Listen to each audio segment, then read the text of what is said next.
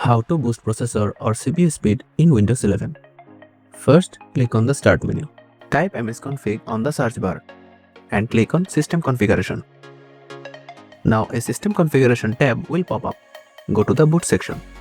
Then click on Advanced option. Check the box for number of processors. Now select the highest number of your processor in the box. Click on OK.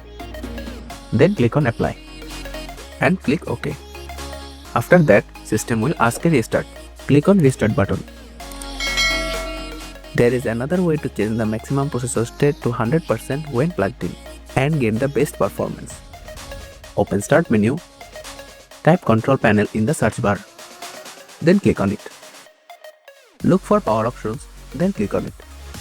Now click on Show Additional Plan to expand. Then select High Performance.